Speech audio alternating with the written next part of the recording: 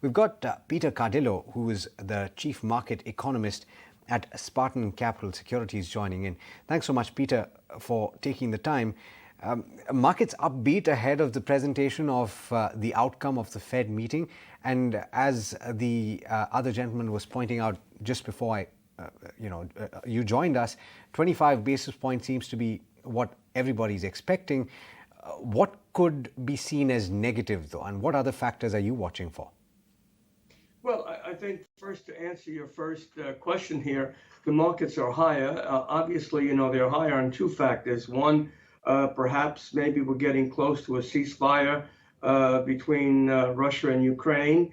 And second, it's not a secret that the Fed is going to change their monetary strategy, their monetary policy, I should say, and that a 25 basis point hike is written in stone at this time because it was made very clear by Fed Chief Powell at his last discourse. And so the market seems to be saying, okay, we can live with a 25 basis points, and if we get a communique that's not overly hawkish, that means the market will take it in a good way.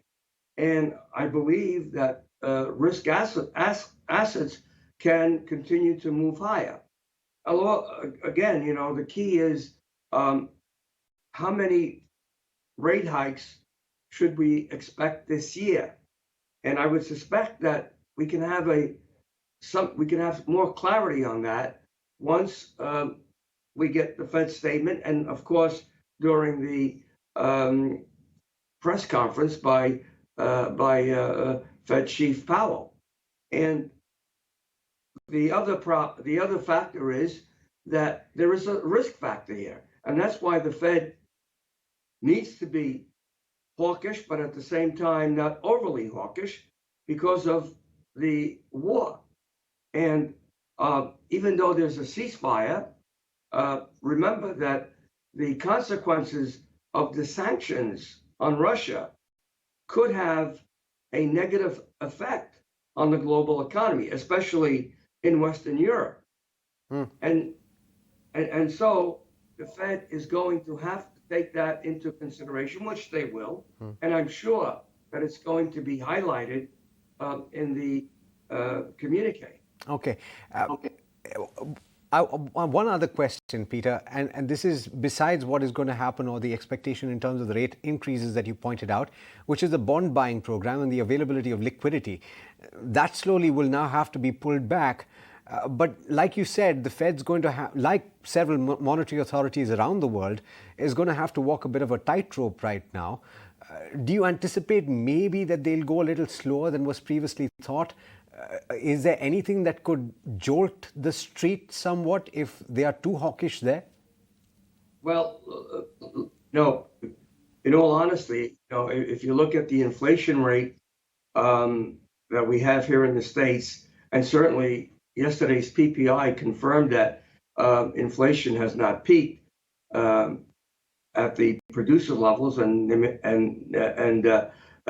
certainly not at the consumer level.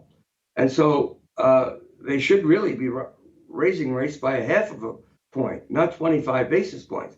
But again, there's that war risk factor that's involved. So the other key to today's statement is the balance sheet. I think that's where it's going to be quite tough for the Fed to keep the bond market calm. And they need to address that as they have been in the past, but I think they're going to have to be more specific, because if they get overly aggressive in reducing the balance sheet, well, the bond market is going to take it into its own hands to force them to be more aggressive in raising rates. And of course, that could lead to a recession.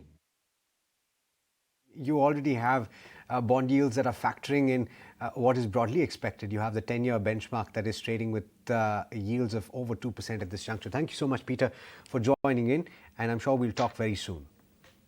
Thank you.